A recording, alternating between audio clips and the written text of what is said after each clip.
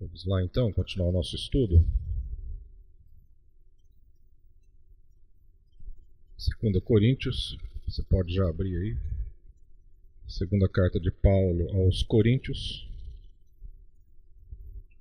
Vimos no capítulo 7, na aula passada, versos 3 e 4, Paulo dizendo o seguinte: tenho grande confiança em vocês e de vocês tenho muito orgulho.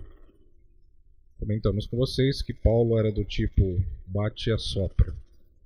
Ele era um líder, ele era um homem de Deus, mas amoroso, mas também justo e duro quando precisava ser.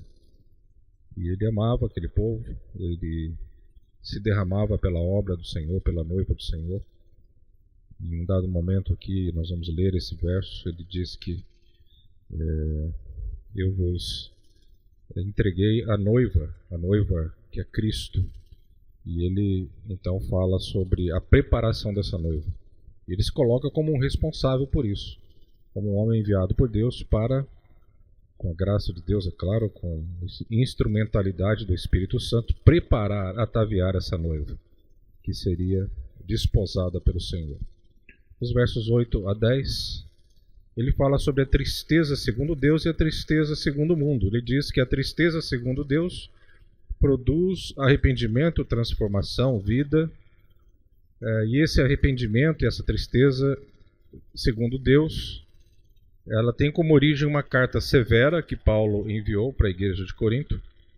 Essa carta severa, ela se perdeu, e essa carta produziu essa tristeza no coração dos irmãos ali da igreja de Corinto. E Paulo então aborda esse tema, que essa tristeza, segundo Deus, produz arrependimento que leva à salvação e não um remorso, mas uma tristeza segundo o mundo produz morte. Existe uma diferença, entre arrependimento e remorso. Arrependimento é uma dor profunda por termos desagradado a Deus, por termos ferido a santidade de Deus, por termos traído a confiança que Deus depositou nas nossas vidas. Agora, quando nós sentimos um remorso, sentimos uma dor superficial por algo que fizemos de errado e que prejudicou alguém ou mesmo a Deus, mas o nosso temor não está fundamentado num relacionamento com Deus. Quando nós vivenciamos o verdadeiro arrependimento, nós sentimos o quão terrível é para Deus pactuar, ou melhor, ele não pode pactuar com o pecado, mas ele como o nosso pecado fere a santidade de Deus, fere a dignidade de Deus.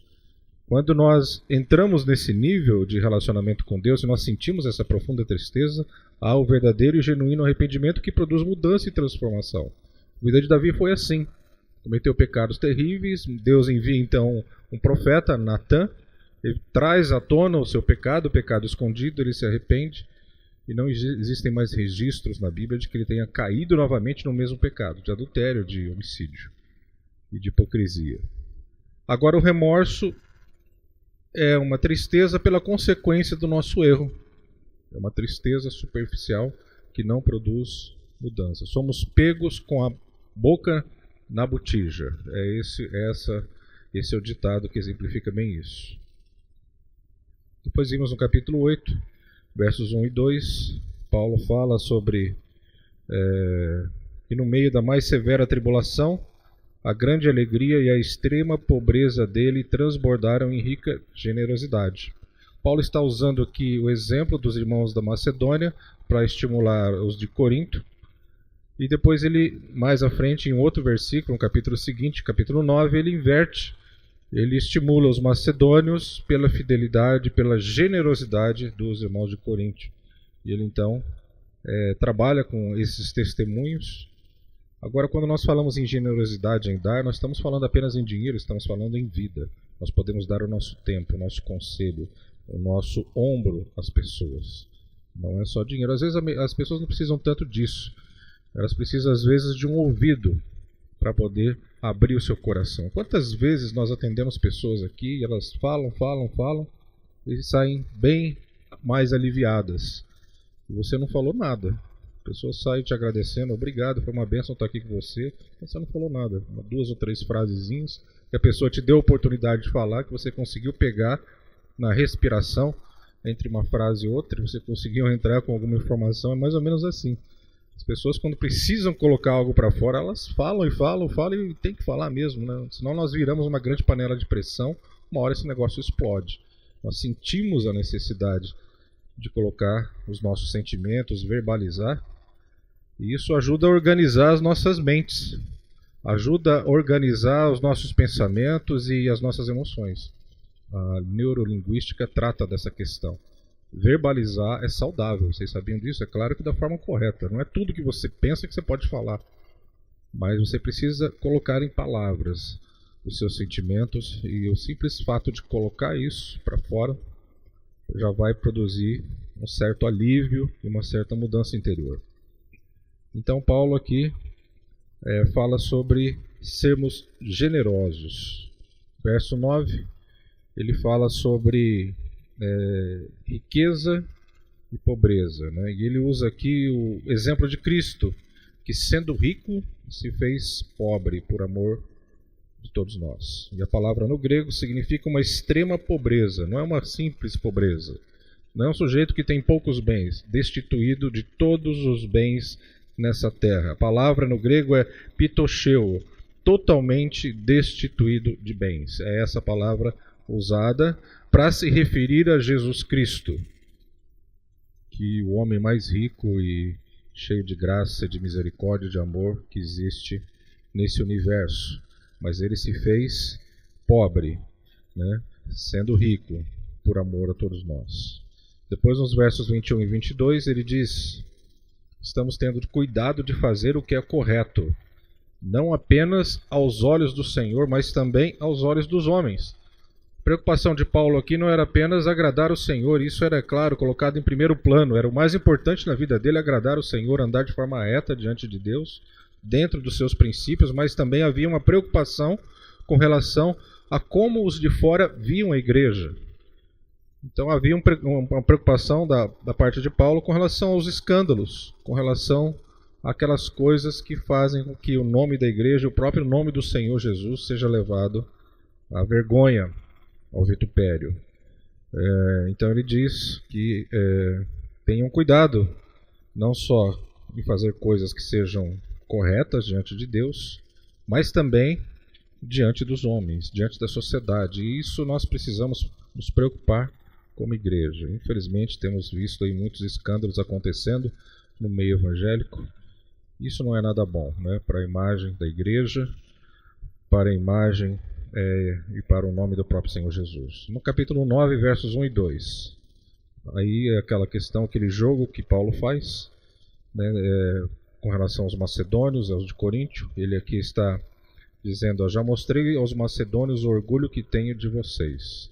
Então está dizendo, ele disse aos macedônios o quão fiéis e quão generosos são os irmãos ali de Corinto, né? Versos 6 e 7 do capítulo 9, diz lá que cada um dê conforme determinou em seu coração, não com pesar ou por obrigação, pois Deus ama o que dá com alegria. Sempre quando damos, devemos sondar o nosso coração para verificar se aquilo que estamos dando está sendo feito com alegria. Não por obrigação, não como uma conta a ser paga, mas como algo que fazemos ao Senhor em adoração ao nome dele. E Paulo aqui ele usa essa linguagem mais suave. Todavia, se nós formos lá em 1 Coríntios, capítulo 16, versos 1 e 2, Paulo coloca isso como uma ordem. Veja que como ele trabalha, né, dependendo da situação, da circunstância e do contexto que ele está ministrando à igreja. Abra lá, só para a gente fazer uma comparação. 1 Coríntios 16, de 1 a 2.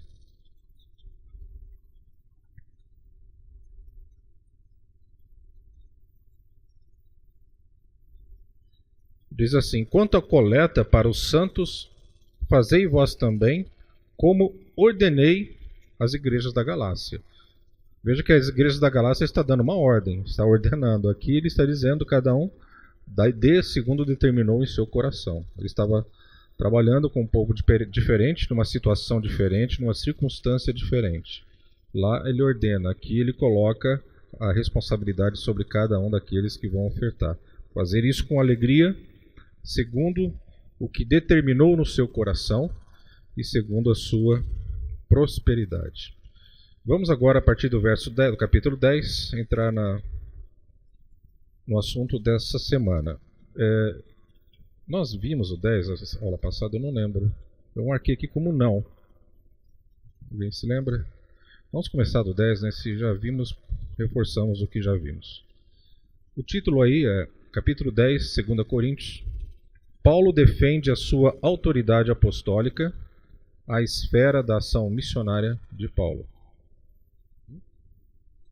Vimos já? Então vamos para o 11. Então, não sei quantos se lembram, lá atrás nós fizemos uma divisão, classificamos 2 Coríntios em 3 grandes blocos. O primeiro bloco, que vai do capítulo 1 ao 7, ele estabelece uma defesa sobre a sua conduta e ministério. Nesse bloco ele expõe a natureza do ministério cristão, os seus problemas e os seus princípios. Então, no capítulo 1 ao 7, são esses os tópicos tratados por Paulo. Do 8 ao 9, ele fala sobre a importância da oferta, serem generosos na oferta para os pobres da Judéia, e estimula os coríntios a serem liberais e alegres no dar. E agora, onde nós estamos, do verso 10 ao 13, ele oferece uma reprimenda. Nós vamos perceber aqui que existe uma ênfase com relação àqueles que estavam puxando o tapete de Paulo ali na igreja de Corinto. Como mencionamos para vocês, desde 1 Coríntios, a igreja ali possuía uma grande divisão. Existiam grupos, pessoas que preferiam esse ou aquele líder, uns preferiam Pedro, outros a Paulo, outros Cristo, outros Apolo e Cristo. Ele salienta que é uma igreja dividida, que existiam divisões, dissensões no meio da igreja, e Paulo trata essa questão lá atrás. E aqui ele está fazendo uma reprimenda a esses caluniadores, possivelmente aqueles que estavam denegrindo a imagem e a autoridade de Paulo naquela comunidade. Então vamos lá, versos do 2 ao 3. Vamos ler aí. Capítulo 11, do 2 ao 3, de 2 Coríntios.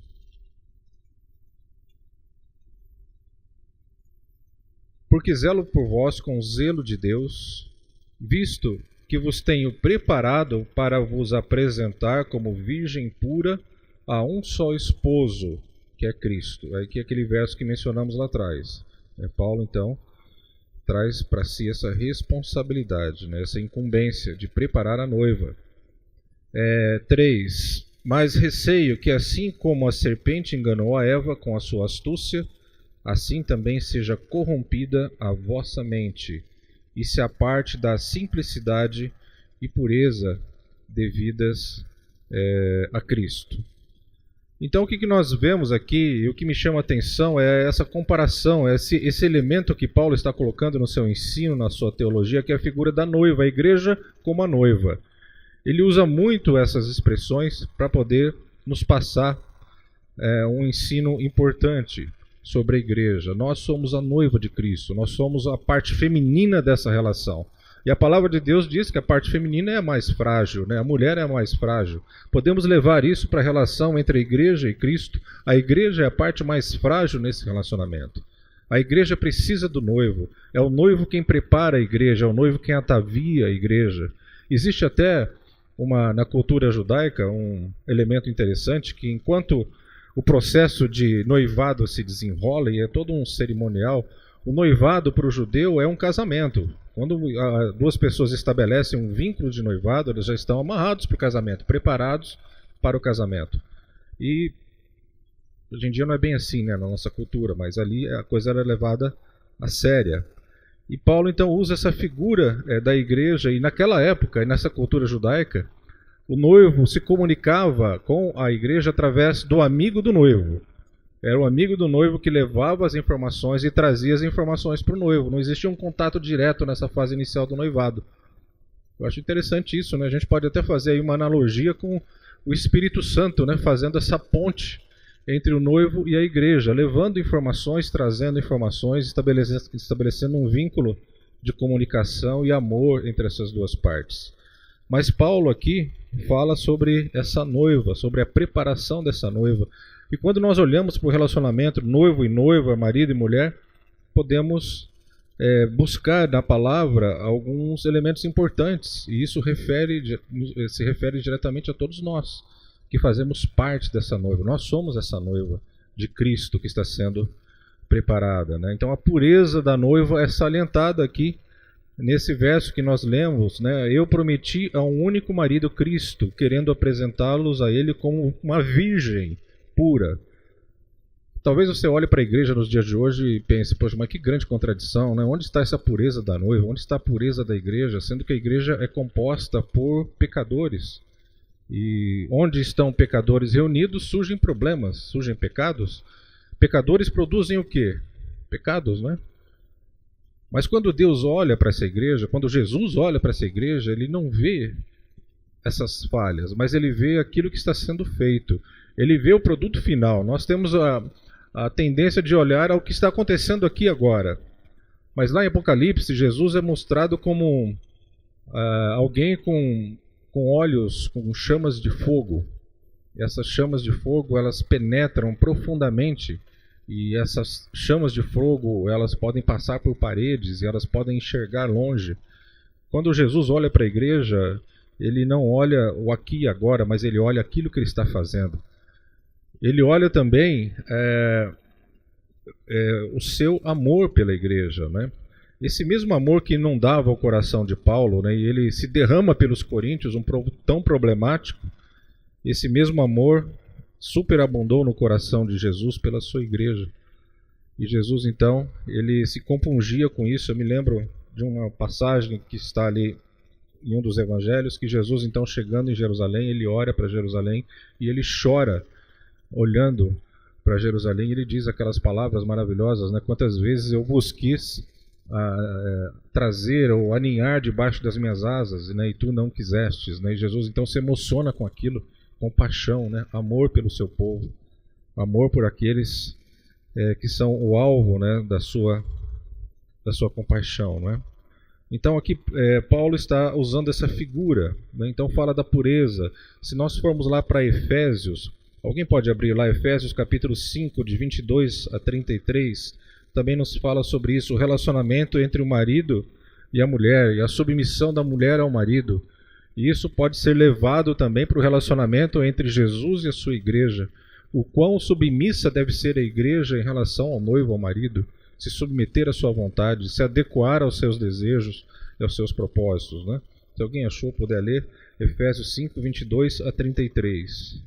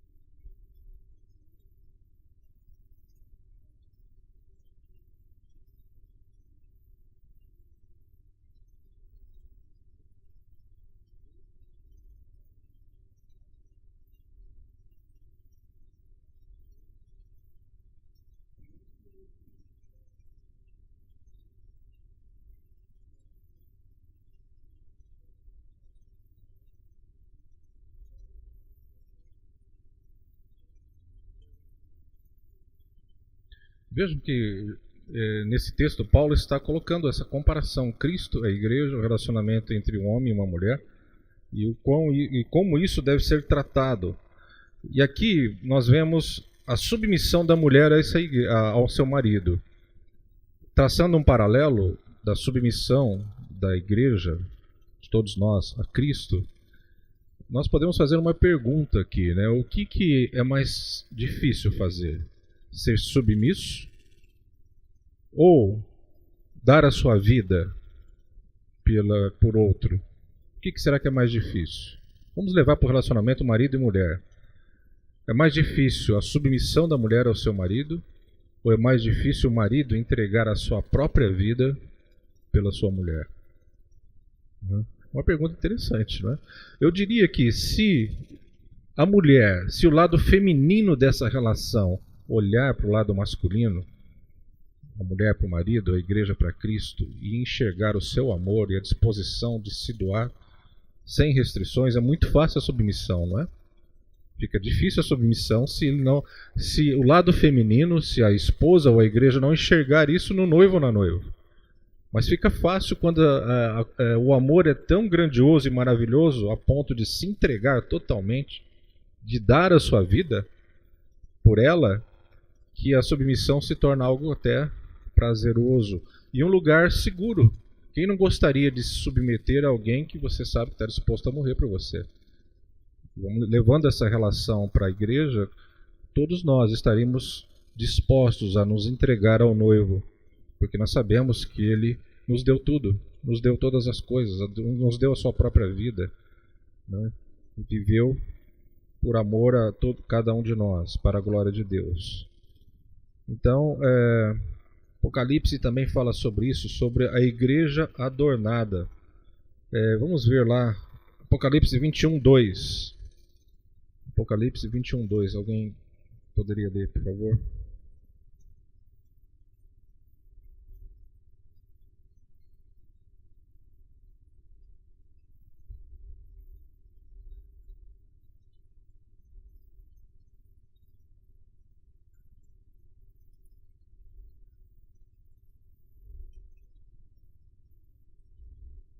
Então, novamente, aqui não mais Paulo escrevendo, mas João escrevendo isso, ali na ilha de Patmos, essa revelação.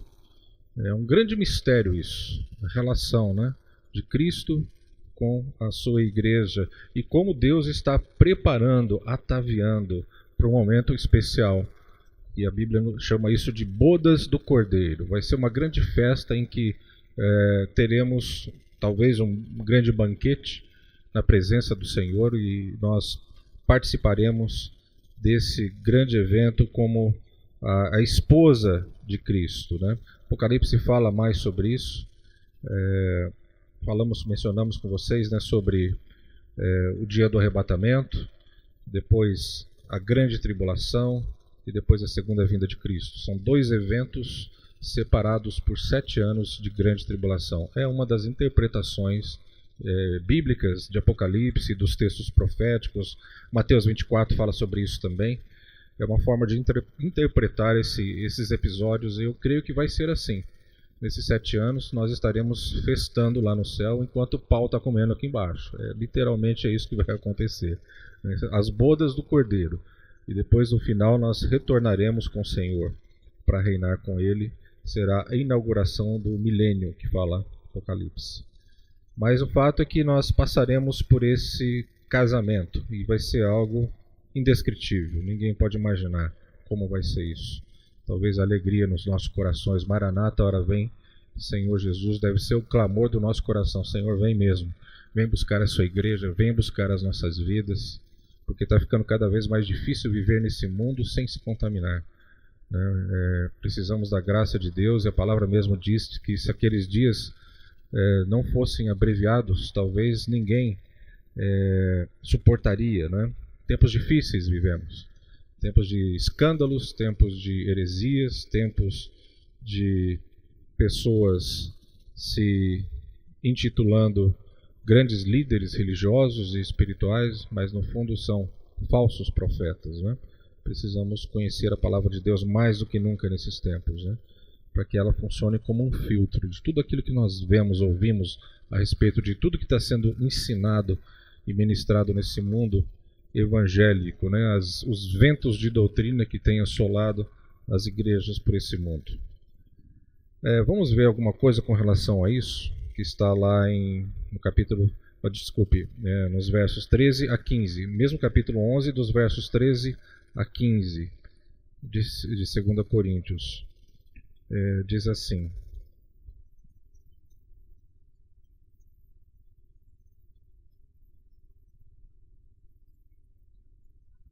porque os tais são falsos apóstolos, obreiros fraudulentos, transformando-se em apóstolos de Cristo.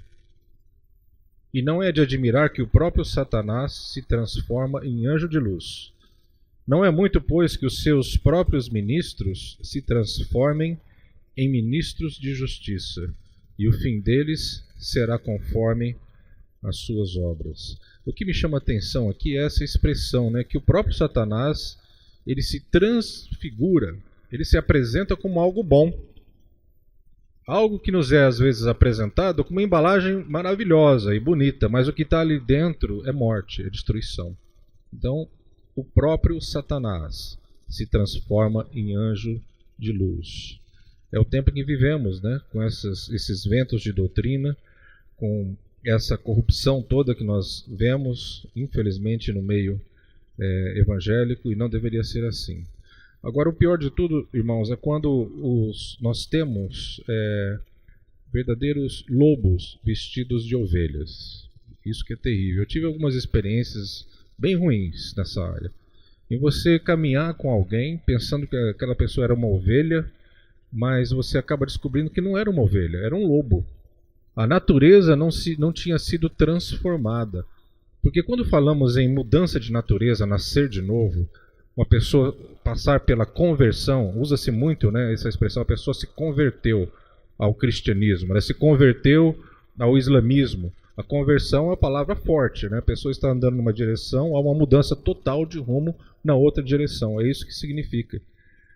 Mas quando nós estamos caminhando com pessoas e pensamos que são cordeiros, mas são lobos, é complicado isso. Uma vez, eu vou dar um exemplo prático, né? Eu trabalhei com um jovem que chegou na igreja, ele começou a namorar uma moça da igreja, e eu comecei a discipular esse rapaz. Fiquei discipulando esse rapaz por 4 anos.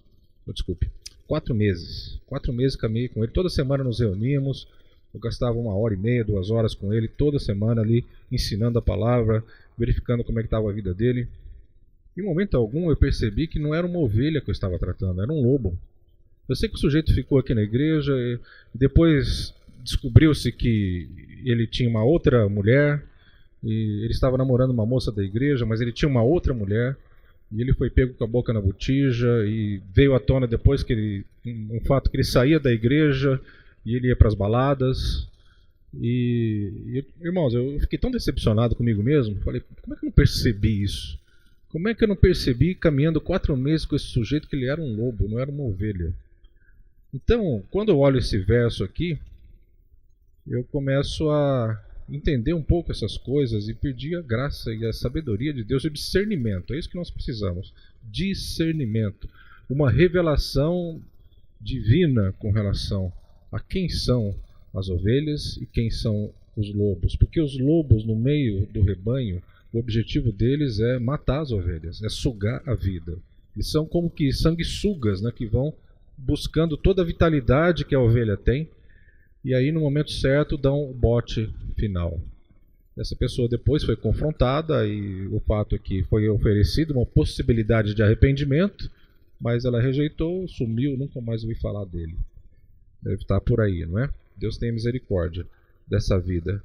Mas mais do que nunca precisamos desse discernimento de Deus, porque o próprio diabo ele pode se transfigurar em um anjo de luz.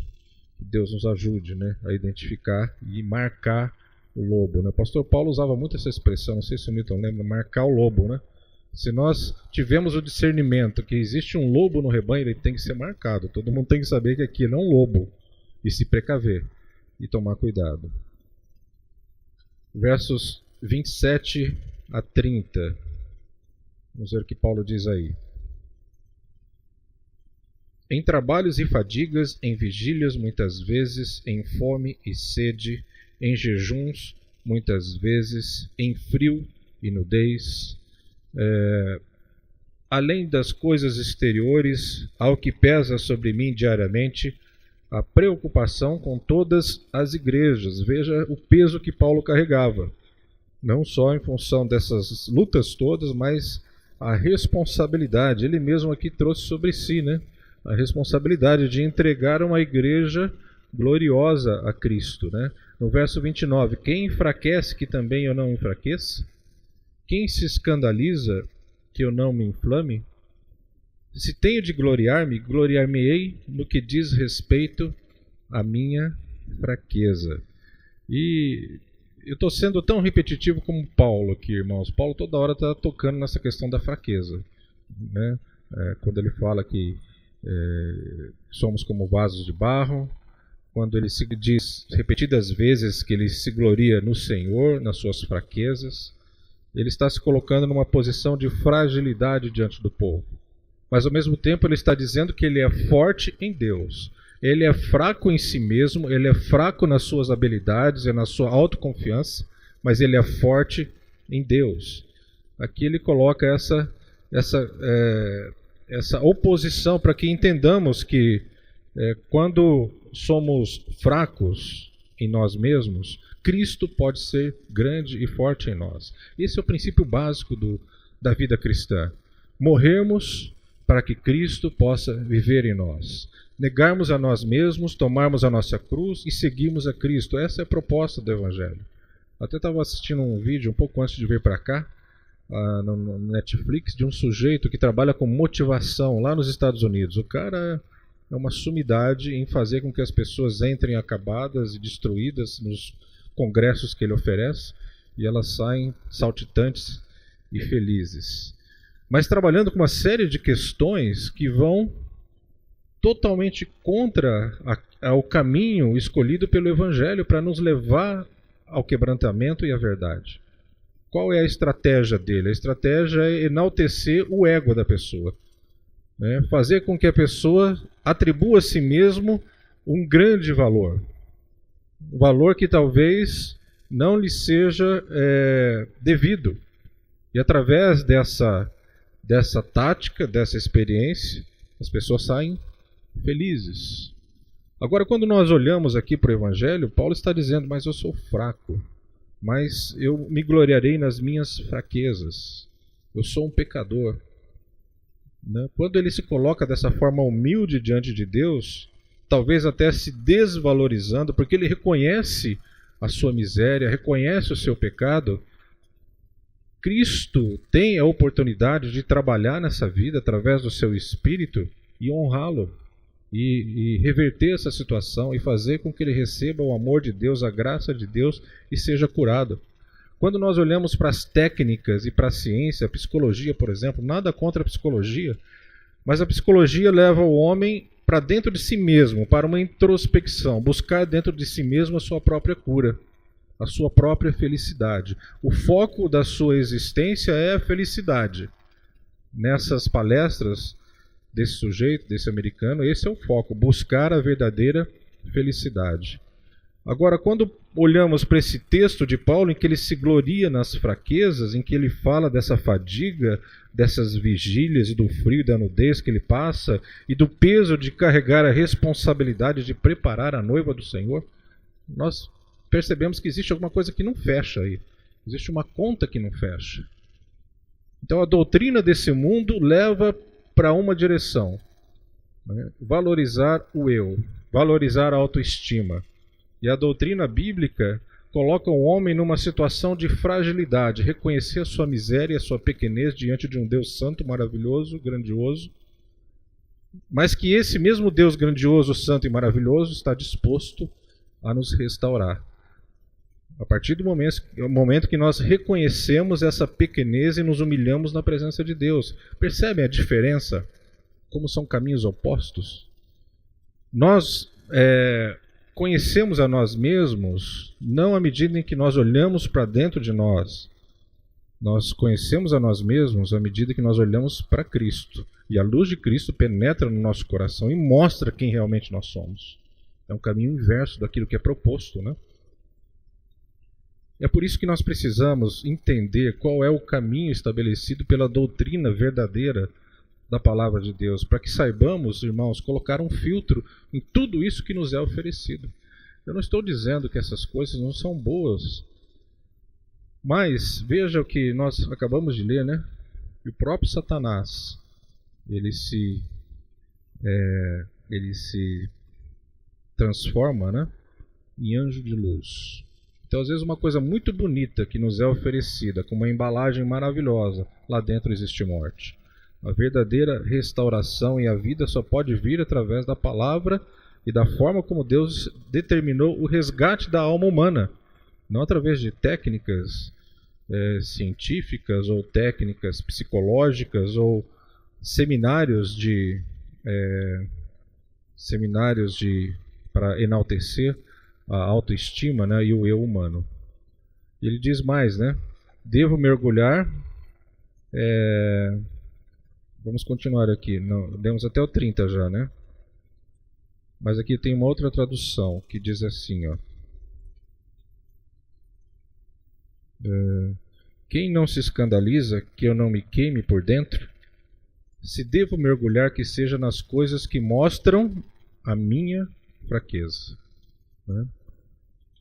Então, que Deus nos livre de enaltecermos as nossas virtudes, enaltecermos a força do nosso braço e sejamos humildes diante de Deus, quebrantados nas mãos do Senhor, porque aí sim nós seremos, ao seu tempo, exaltados. A palavra diz que aquele que se humilha debaixo das potentes mãos do Senhor, né, ao seu tempo, no seu devido momento, será exaltado. Foi assim com Jesus, não foi? Nós vimos aqui no grego o significado dessa palavra pobreza, e ele se fez pobre por nós, mas ao seu tempo Deus o exaltou e o colocou numa posição de proeminência e de acima de toda e qualquer autoridade que existe na terra. Quando nós olhamos para as características também, né, dos servos de Deus, dos líderes, dos cristãos, não temos tempo de ver isso, mas lá em Gálatas capítulo 5 fala sobre isso, como deve ser o perfil, as características de alguém que serve ao Senhor, né? Humildade, temperança, amor, paciência, fidelidade, são coisas que precisam estar sendo forjadas, preparadas dentro de cada um de nós. Vamos ver agora capítulo 12, o título aqui é As Visões e Revelações do Senhor, o famoso, né, espinho na carne de Paulo. As credenciais de um apóstolo.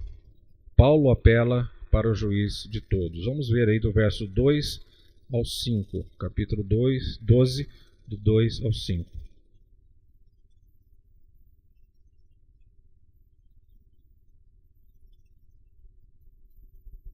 Conheço um homem em Cristo que há 14 anos foi arrebatado até o terceiro céu.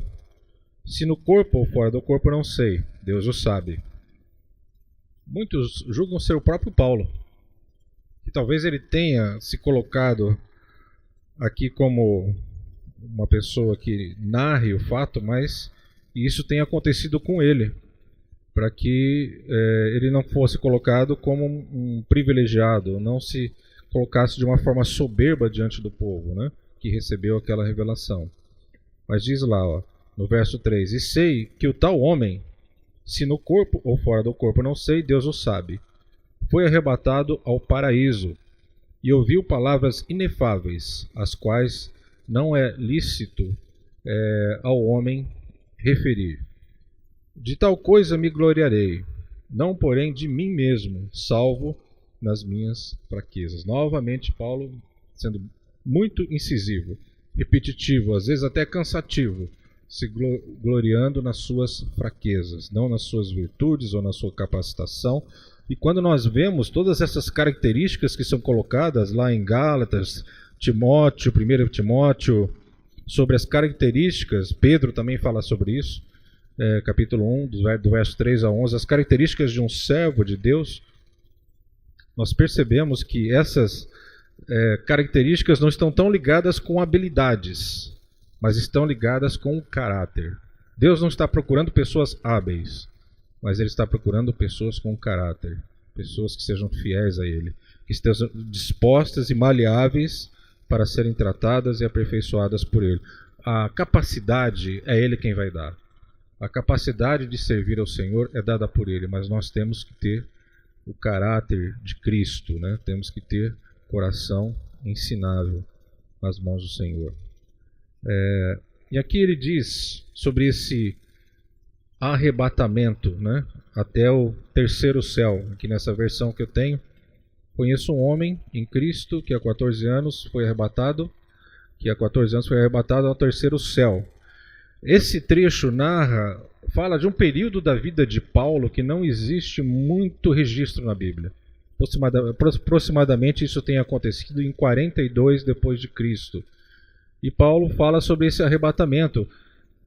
Alguns inferem que, bom, existe o terceiro céu, então existe o segundo e o primeiro céu. Não sei quantos já ouviram esse ensino. Não é um ensino que eu posso fundamentar na Bíblia, mas algumas doutrinas defendem isso.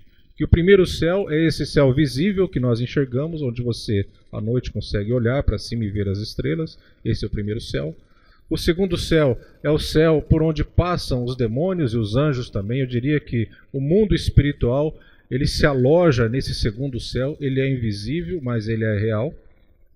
E o terceiro céu, que é esse céu que pretensamente Paulo foi arrebatado até ele, e ali é o lugar da presença de Deus, do trono de Deus.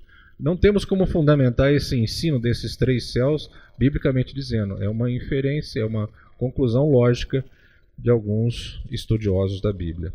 O fato é que Paulo ele teve essas revelações, e lá dos versos 7 ao 10, aconteceu uma coisa que Deus permitiu sobre a vida dele para que ele não se ensoberbecesse com a excelência dessas revelações. 7 ao 10, vamos ver o que diz aí. E para que não me ensoberbecesse com a grandeza das revelações, foi-me posto um espinho na carne, mensageiro de Satanás, para me esbofetear, a fim de que não me exalte.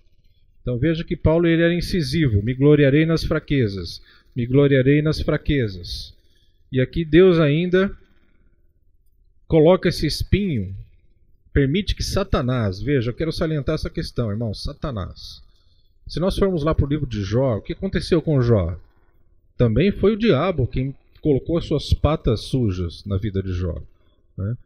O diabo se apresentou diante de Deus e Deus então permite que a vida de Jó seja tocada pelo diabo. No final das contas, no frigir dos ovos, o diabo acaba se transformando num joguete nas mãos de Deus. Ele é um cão amarrado, né? O pastor Paulo usa muito essa expressão. Numa mão está a mão de Deus, a mão forte e poderosa de Deus. Na outra, o próprio diabo amarrado. Ele vai até onde Deus permite que ele possa ir. Então a nossa vida, irmãos, não pode ser destruída pelo diabo. Não pode ser destruída. É o Senhor quem permite que, vez ou outra, ele possa sapatear e agir na nossa vida. Mas é muito bom você entrar numa guerra sabendo qual é o resultado dela, não é? Quantos aqui já entraram num jogo de futebol e você já sabia, já tinha certeza qual era o resultado final? Alguém aqui já passou por isso? Não, a não ser que você tivesse bola de cristal ou fosse um profeta. Mas nós entramos num jogo e sabemos qual vai ser o resultado lá na frente. Isso é maravilhoso. Isso não existe em lugar nenhum. Você entrou nessa batalha e sabe que lá na frente você vai ser vitorioso. E quando nós olhamos lá em Apocalipse, nós vemos, né, os inimigos de Deus sendo tragados, né, pelo lago de fogo e enxofre, né, a morte, Satanás e todos os seus comparsas sendo destruídos. Então nós temos essa convicção e essa certeza, mas no caso aqui de Paulo, ele precisava ser humilhado, ele precisava ter um espinho na carne posto pelo próprio diabo. E pior ainda, verso 8, por causa disso, 3 vezes pedi ao Senhor que o afastasse de mim. 3 vezes, né? Mesmo orando, Deus não tirou aquele espinho na carne, para que ele não se ensoberbecesse, porque Deus sabia muito bem qual era a constituição de Paulo, sabia muito bem que se a soberba subisse ao seu coração, o seu ministério seria destruído. E o próprio projeto de Deus também seria abalado, afetado. É claro, ele levantaria outro. Se Paulo desse as costas para Deus, será que a obra de Deus teria sido destruída? Não, de forma nenhuma. Não existe uma única pessoa na face da terra que possa fazer uma obra específica para Deus e se aquela pessoa falhar, acabou. Não, não é assim com Deus. Não diz lá que se nós nos calarmos, as pedras clamarão? Não é assim que a palavra diz? Então, irmãos, não somos assim. Somos importantes sim para Deus. Não quero tirar o mérito disso, senão Jesus não teria morrido no nosso lugar. Mas não podemos achar que só existe a minha vida, ou a nossa vida para poder fazer uma obra específica, Deus levanta outros, né? Israel falhou, Deus levantou a igreja, né? E é assim que Deus age. E aí Paulo diz assim, no verso 9, então ele me disse, a minha graça te basta, porque o poder se aperfeiçoa na fraqueza. De novo, fraqueza. Qualquer hora eu vou buscar aí na internet e ver quantas vezes essa palavra fraqueza é mencionada por Paulo. De boa vontade, pois, mais me gloriarei nas fraquezas, para que sobre mim repouse o poder de Cristo. Novamente, a contramão daquilo que a doutrina mundana nos propõe. Fraqueza. O sujeito que estava dando essa palestra, exaltando o poder do homem, as qualidades do homem. Paulo está se colocando aqui como fraco, para que Cristo possa crescer. Pelo que sinto prazer nas fraquezas, nas injúrias, nas necessidades, nas perseguições, nas angústias, por amor de Cristo. Porque quando sou fraco, então sou forte. E aí que é a grande dicotomia da vida cristã. Quando você é fraco, você é forte. Porque quando você é fraco, você passa a não confiar tanto nas suas habilidades, nas suas famosas muletas. Não existe uma entrega completa às vezes. Quantos de nós retém algumas áreas da sua vida? Você não entrega aquilo 100% para Deus. Você entrega uma parte, mas você retém algo para você, para que se aquela falhar, se de repente a fé que você depositou em Deus não funcionar, você tem onde se segurar. No fundo, nós agimos muitas vezes na nossa vida diária dessa forma. Retemos algo para nós. Não existe uma entrega completa e restrita. Paulo aqui está propondo uma entrega completa. Ele está propondo uma fraqueza extrema. Ele está propondo uma total falta de confiança em si mesmo, no seu ego, para que Deus possa ser grande e forte nele. Essa fraqueza que nós vimos aqui, a que Jesus se submeteu, não fraqueza, mas pobreza. À medida em que ele se submeteu a essa pobreza e essa fragilidade, ele trouxe o quê? A salvação para a humanidade, né? Ele foi exaltado, ele foi poderoso em obras, né? E isso foi diretamente proporcional à pobreza que ele viveu e ele vivenciou aqui na Terra do ponto de vista humano, é claro, né? Então, aprendemos algumas coisas aqui com relação a esse tal espinho. Esse espinho servia para combater toda a tendência de se ensoberbecer que Paulo tinha. Aprendemos também que Deus recusou tirar o espinho na vida de Paulo. Às vezes Deus permite coisas terríveis e eu vejo, às vezes, tem uma dificuldade, irmãos, de aceitar essa doutrina, que às vezes você determina as coisas. Não, vai ser assim, eu determino que vai ser assim, eu determino que vai ser assado. Até nas minhas orações eu não costumo usar esse imperativo. Eu sempre me coloco, Senhor, eu te peço, Senhor, faça isso. Não determino que uma pessoa seja curada ou deixe de ser curada, porque nós, na verdade, é a vontade de Deus que está acima disso. É como se fosse, então, um jogo de azar. Eu vou determinar a cura de uma pessoa, pode ser que ela seja curada ou não. Agora, se eu determino a cura de alguém e a pessoa não é curada, o que acontece com o nome de Cristo? Envergonhado. Quantas vezes isso acontece? Vocês não fazem ideia.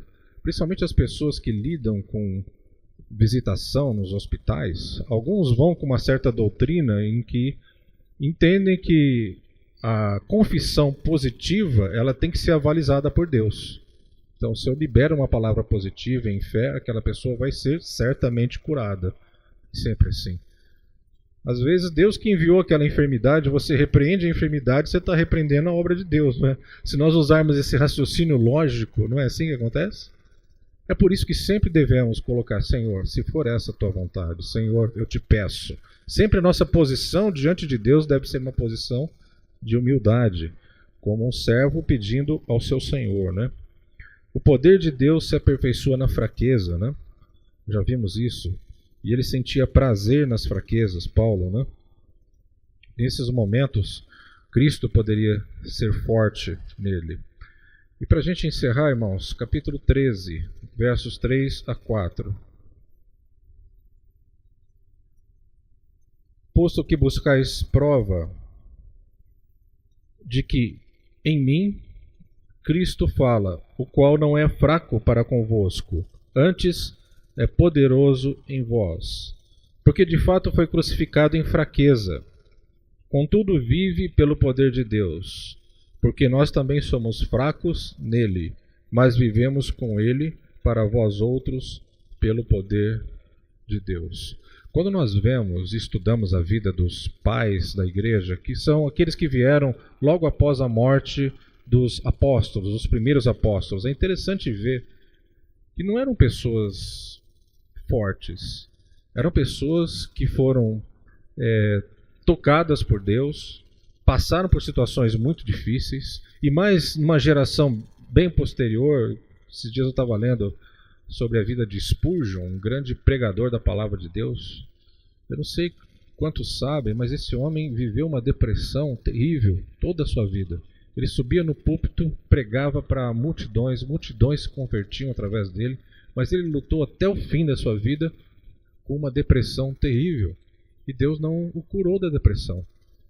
A sua palavra levou muitas pessoas à salvação, muitos talvez tenham sido curados, mas ele era um homem deprimido. A depressão entrou na vida dele num dia em que ele foi pregar para multidões na Inglaterra, e num dado momento um sujeito lá, um imbecil, gritou fogo, a multidão começou a correr e morreram 7 pessoas pisoteadas. Depois daquele episódio ele entrou num processo depressivo e nunca mais se libertou dele. E é interessante, eu tenho esse livro, Milton, se você quiser eu te empresto, um estudioso da vida de Spurgeon, e ele fala sobre a depressão, mas foi um homem tremendamente poderoso em Deus. Foi fraco em si mesmo, mas poderoso em Deus. Exatamente isso que nós aprendemos, né? Pois na verdade foi crucificado em fraqueza, né, Jesus, mas vive pelo poder de Deus. Que sejamos todos nós assim, fracos em Deus, mas poderosos em boas obras, poderosos na sua misericórdia, na sua graça, todos os dias da nossa vida. Para que um dia nós possamos dizer como Paulo, né? Terminei a carreira, combati o bom combate, guardei a fé. Seria muito bom, né? No finalzinho da nossa vida, olhar para trás e ver que realmente cumprimos o propósito de Deus na nossa vida. Isso é maravilhoso. Partir para a glória assim. Amém, irmãos? Então nós terminamos aqui o nosso estudo de 2 Coríntios. Milton, quer fazer uma propaganda do seu próximo estudo? Quer falar um pouquinho sobre isso? E já aproveita e ora para a gente encerrar.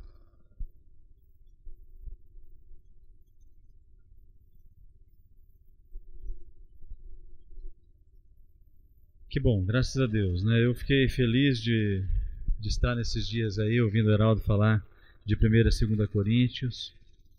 Assisti com ele até inclusive para ele recapitular um tema que a gente começou quando estava lá em cima em poucas pessoas. E não na semana que vem, porque na semana que vem eu não estou aqui, mas daqui 2 semanas eu começo a falar sobre Gálatas. Na sequência aí do Novo Testamento, até acolhendo uma ideia que o Marco deu na célula lá, que ele perguntou quando é que ia chegar em Apocalipse, acho que é a Thaís que falou que estava esperando Apocalipse, e aí então eu já pensei em abordar Gálatas. Estou com expectativa, Deus com certeza vai falar com a gente.